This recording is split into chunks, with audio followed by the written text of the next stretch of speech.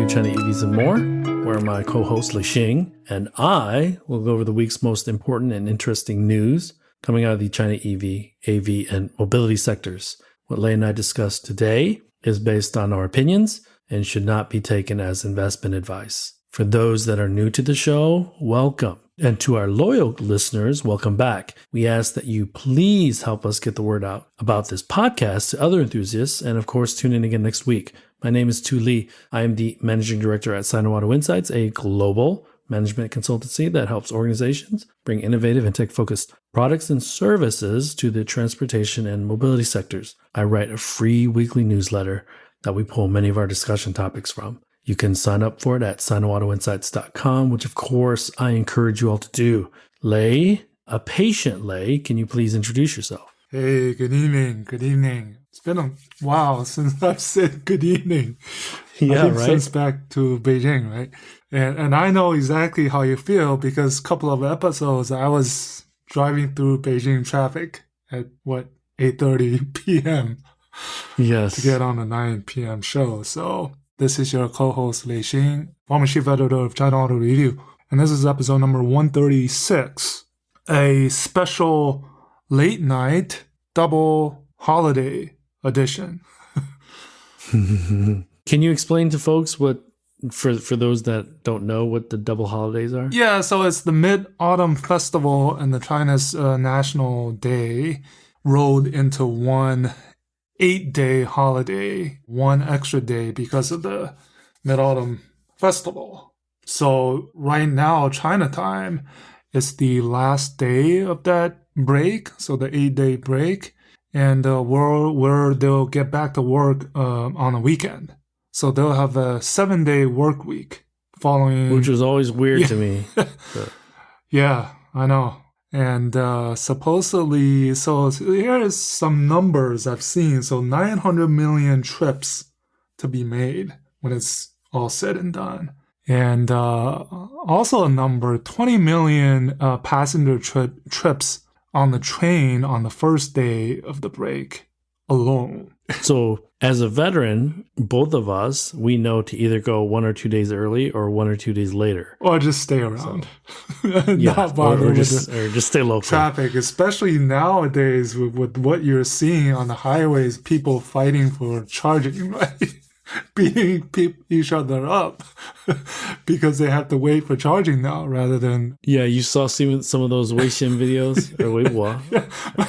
My dad sent me, in my family group, he sent me like 45 videos of all the different crowds. You know, like older people that I like to share this type of stuff. I was like, oh man. So you know the newest trend? So last couple summers and last couple years, it's been glamping. Glamping, yeah. Yeah, I mean. But now people actually have RVs and they trail them and park them at those areas near the Great Wall. Yeah. So I've seen a couple of videos where it's like a typical RV where an SUV would pull it along and then you park in a park and live there for a couple days. So that's new. Had you ever seen an RV, like one of those, not the actual whole thing, but the one that is put on a tow bar? Pulled behind. Yeah. I think once or twice. Yeah, not very often. That was very rare, but I figured it's probably become a fad now. So now basically it's going to be a thing where there's going to be 1 million of them sold, right? Like that's how China works. Like there's a couple of videos that leak out of people doing this stuff, and then next thing you know, a couple million of them sold. So all right, back on topic. I mean, it's kind of slow, but it wasn't slow. I mean, there's a lot of things going on. I mean, so sales, like I said, right? It wasn't a golden September for everyone. And it was not, especially on the first of every month for the two of us. I think you're probably safe to say that every morning, on the morning of the first of every month, the first thing I look at is these bar charts, right? That all of these smart EV brands. So I was flipping through, okay, everybody's doing well, and then seeing NIO fall back down to the 15,000, my heart was like, Oh no, not again. I don't know, right? That's So for those wondering, August was 19% higher than September, sales wise. yeah, So overall industry. yeah. No, NIO. So September sales were 19% less than August sales Yeah, for yeah. NIO. So August So month was over month. just a tip bit below 20,000, right? And I was like, okay, that's fine, right? And then bam, like this roller coaster continues. And Yes. if you remember earlier in the year, I said 180,000 would be a win, and they're at 100,000 after September. Even if they do 20,000 a month the rest of the way, it's only 160,000. So I'm gonna say 160,000 is gonna be a win. And we know that due to the price war, we could probably expect more price cuts from the struggling automakers, which will pull a lot of the non-Tesla, non-BYD vehicles down as well. Yes, and I believe BYD and Tesla, in order to get their respective 3 million and 1.8 million, I think each of them will pull out another rabbit out of their hats before the year ends. I think so. Because BYD still has room to play, even with their cheaper models, the Seagull and the Dolphin. Because I think they've launched several champion editions for their other models. So I think those may be coming.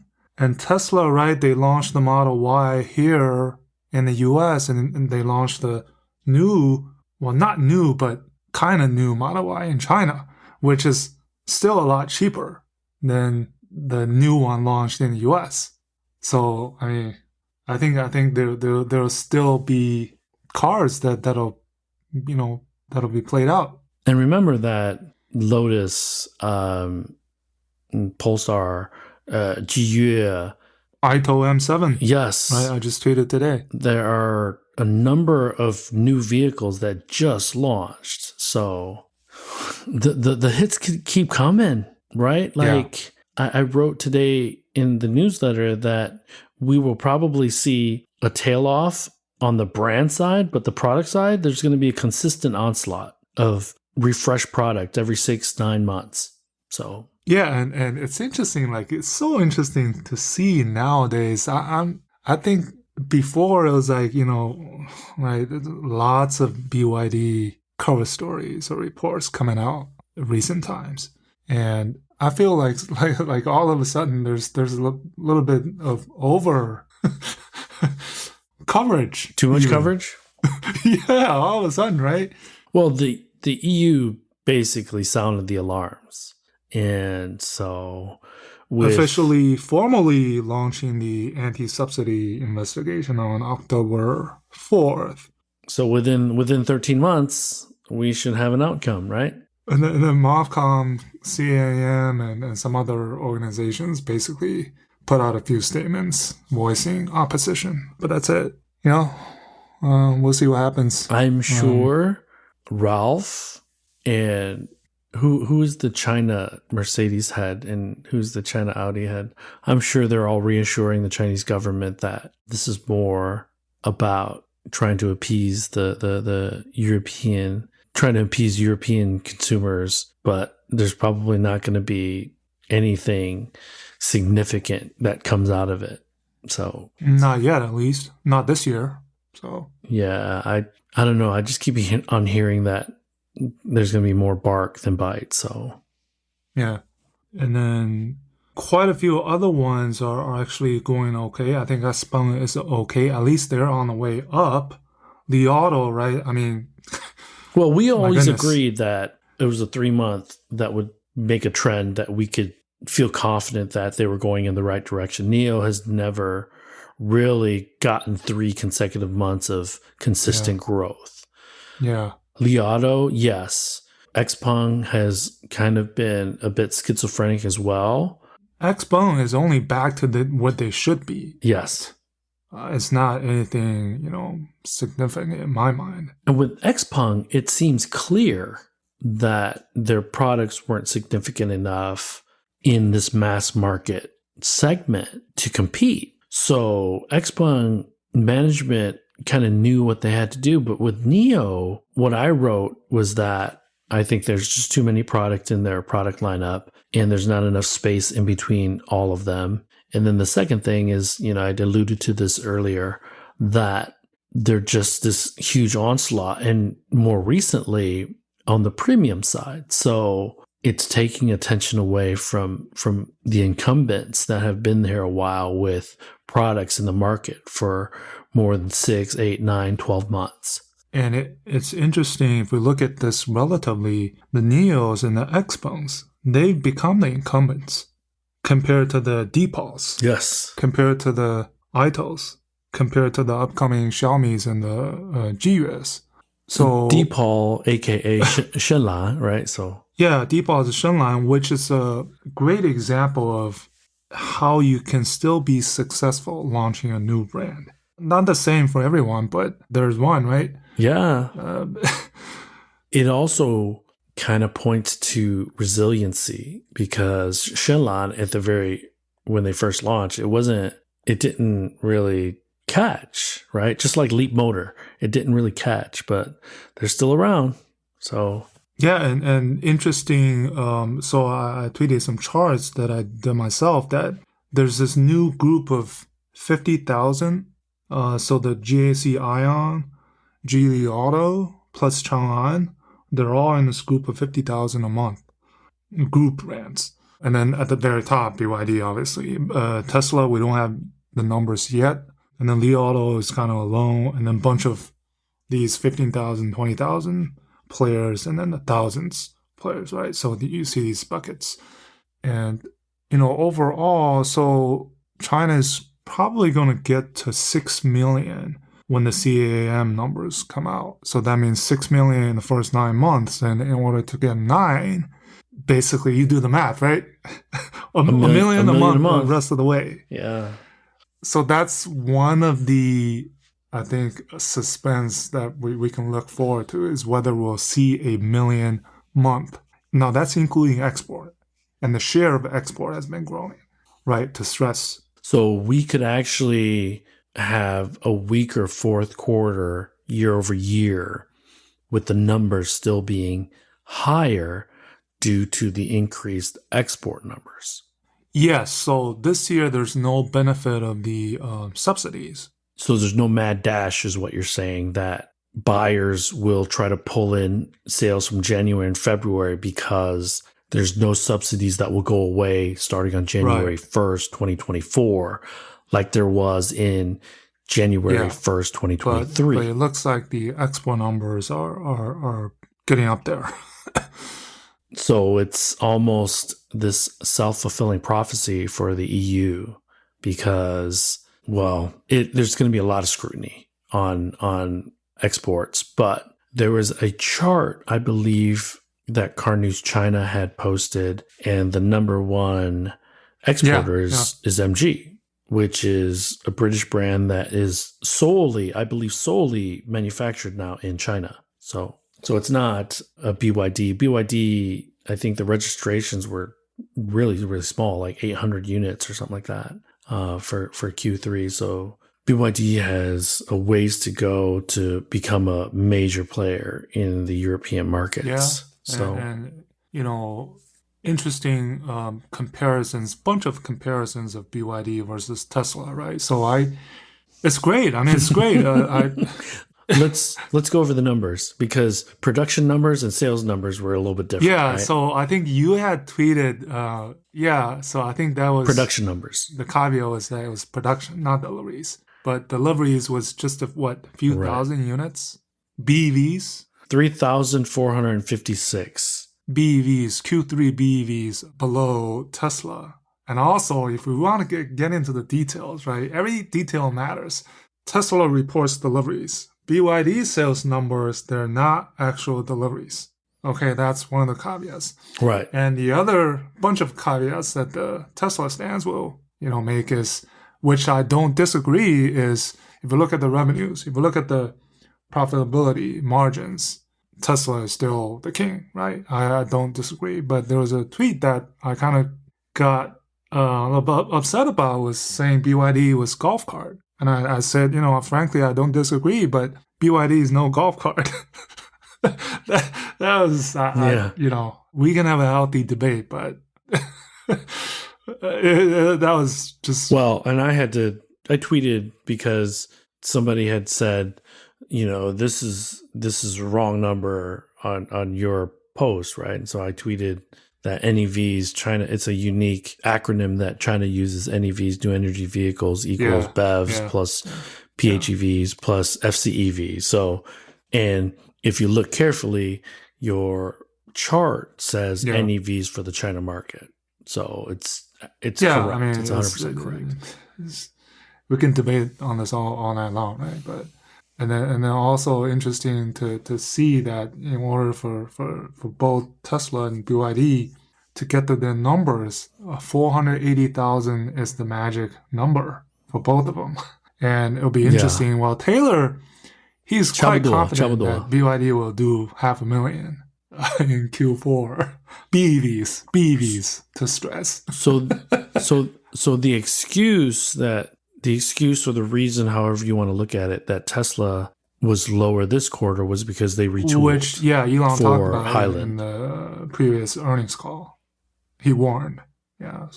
So Elon believes that they will not be outsold by BYD in Q4. This is interesting to watch, And obviously, it's not an apples to apples comparison because BYD, in fact, does sell. I mean, I think their Seagulls were was it over 40,000 or 30,000 units alone?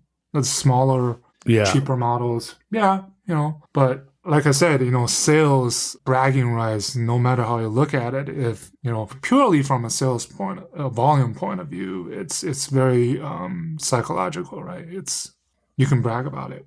So with that being said, Lei, I think we should talk about, or at least let the folks know that BYD, the brand, became the fourth largest automotive brand in the world, surpassing Ford last month as well. Ford brand, because Ford Motor, you have to include Lincoln. BYD is primarily the brand, but Yang Wang and Fang Chengbao is on its way. So I think that was, to your point about significance and psychologically, that's huge.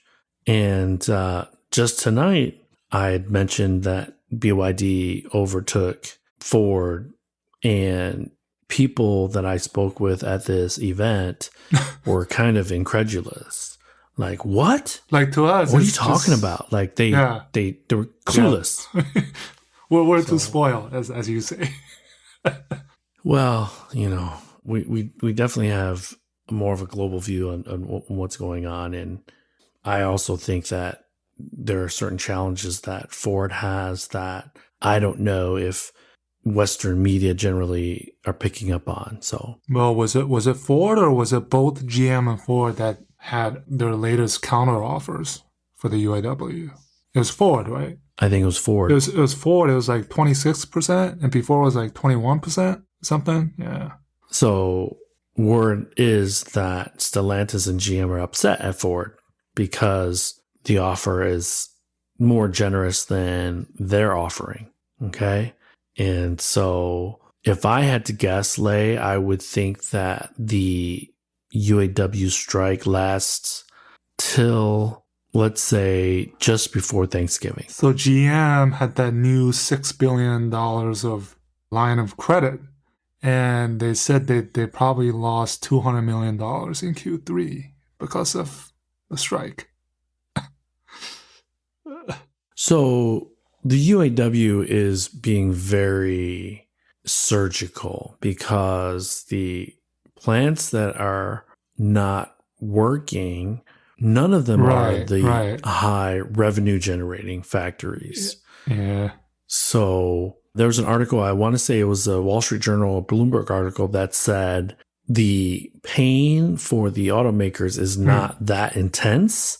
So until it is, and The fact that GM announced that they secured a $6 billion line of credit was as much a marketing and PR tool and PR trick than anything else. So, and it looks like that the sales for the U.S. market has been pretty strong in September.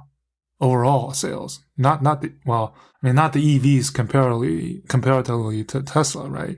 I mean, we've seen some quarterly sales of BEV numbers, and so the U.S. market is at around 8% take rate, I think. And inventories are ballooning for EVs at the dealers. And so I think there is a product or lack of product challenge. I think there's a lack of charging infrastructure challenge or awareness, at least, because, people are still a bit hesitant to take that dive, to make that purchase. So there's no issues like that in China, that's for sure. And I drive a hybrid, which I feel like is a great transition, because by the time I'm up with I'm still paying a loan, in 2 years' time, probably all of these companies or brands have announced that they will get onto the Hyundai, Kia being the latest, get onto the NACS. And I think that may be the perfect time to switch to an EV. Like for someone like me, right? Putting on my consumer hat. Hopefully, right? Like I could change over to a Hyundai and let's say Ioniq 7 that's coming out, and I could charge at a Tesla supercharger, and I'll feel great. And that. Yeah, I actually think that that's going to be the sweet spot, probably the next 20 to 30 months, because 2025 Ford is supposed to come out with more clean energy vehicles, but they've also recently announced that they're going to be leaning into hybrids too, because I think they see gaps in their product plan or their product portfolio over the next few years. So I think they're going to try to fill those gaps with hybrids. Yeah, and China is also going that way, not the HEVs, but the EREVs. And Xiaomi is rumored to be working on an EREV as well. Oh, because of the auto. I think they are trying to mitigate some of that risk, because I don't see as much competition, intense competition, at least on the EREV side as I do on the BEV side. So yeah, it just seems like GM, right? They have this, obviously the big three, the strike, and GM has this 20 million vehicles with potentially dangerous airbag parts. So that's another thing that's happening. And then Cruise with that accident. What do you think about that? It's like Cruise, they've been beaten up. I mean, people throwing cones on the vehicles, and then now for this to happen, it's just like... So for those that do not know, in San Francisco on Market Street, there was a hit and run, and the pedestrian got hit by a car that was being driven by a person, and they were thrown over to the next lane. And at that very moment, it happened to be a Cruise robotaxi. Cruise basically ran the person over, and the person had to go... braked hard. So the person had to go to the hospital with serious injuries. Now, I don't know. I haven't followed up to read up anymore, but... I haven't either. There's no official, I guess, verdict or of exactly what happened. If we're talking edge cases, I think that's the epitome of an edge case. That's an epitome of an edge case, exactly. I mean, how do you stop? How do you? I mean, that's just an impossible thing, because the thing is, first of all, these are still cars, right? So with the same brakes. So inertia won't allow them to stop in order to avoid that accident. So even if the algorithm knows to stop right away to avoid an accident or running over that pedestrian, the vehicle, I don't think, is able or capable of stopping that quickly, right? Or let's just say that the Cruise robotaxi was at the wrong place at the wrong without time. question. Yeah.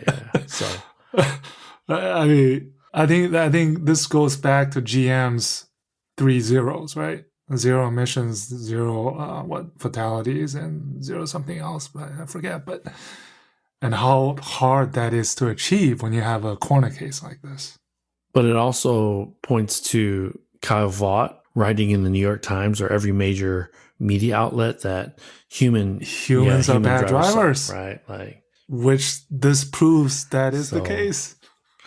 They're not only bad drivers; they're hit and run is reckless. Criminal drivers basically. So right. So it's just one of those edge cases where you go, oh man. I mean, we had fun, right? Almost a year ago. I mean, we had a great time in the 2 rides that we had. It was, right? It was very human-like. No, it was kind of in the middle of the night, but whatever. Wanted to get your thoughts on INDI EV going bankrupt, or INDI EV. So for those that are wondering, Foxconn acquired a factory, Lordstown, from Lordstown Motors. And part of the agreement was that Foxconn would invest in Lordstown Motors to help them begin building their endeavor. And Lordstown declared bankruptcy a few months ago or 5 months ago. And now, and Foxconn had Lordstown, INDI EV, Monarch, and Fisker as the 4 EV companies that would be building vehicles, or they would be building vehicles on behalf of. At the Lordstown? Is that correct? Yeah. Okay. It's like a contract manufacturer for 4 brands or something, right? Yes. Monarch is actually a tractor company, so it's not a passenger vehicle company. And so 2 of the 4 companies that Foxconn had originally agreed to build EVs for are now bankrupt. And Lordstown is actually suing Foxconn for breach of contract. So if Foxconn was naive enough to think that building cars, especially in the United States, was going to be that easy, they probably deserve this, because putting your eggs in a basket with all startups was going to be, a challenge in and of itself. So one small detail. So I first got to see INDI EV, an auto show at the New York Auto Show in April 2022.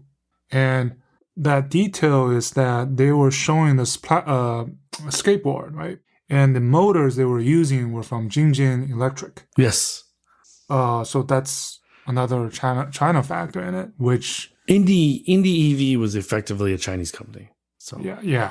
So, and actually talked to one of their designers, I remember, and chatting about prospects of China smart EV startups. And the first time I saw them, I'd heard about them. The first time I saw them physically was when we were at the LA Auto Show last year. LA, right? That was also, but it's one of those just shaky, like I said. I think anytime it's difficult to understand really who the investors or the people behind the company is, something's wrong, right? Yeah, man.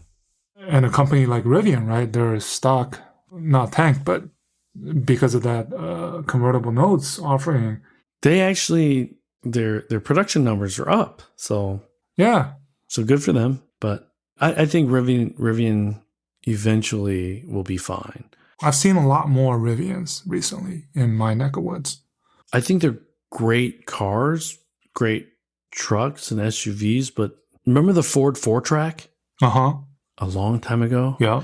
It reminds me of the Ford 4-Track. So they're trying to race to build the R2, I believe, in Georgia, right? They had that plant decided. Yeah. I think the R2 will sell pretty well if they can figure out how to actually manufacture them. So anyways, hey, everyone, thanks again for being flexible, and apologies for my tardiness. Please join us again next week. Hopefully we'll be normal. Actually, I mean, shit, dude, 10 o'clock. There's a good crowd here. So well, anyway, something to maybe, yeah. think about again. Think about it. But join us again next week. Good morning, good afternoon, good evening. We will talk with you all next week. All right. Talk to you all next week. Yep. Have a good weekend. Bye-bye. That brings us to the end of this week's show. Lei and I thank you for tuning in. My name is Tu Lee, and you can find me on Twitter at Sino Auto Insight. That's SinoAutoInsight. You can find Lei on Twitter at LeiXing77.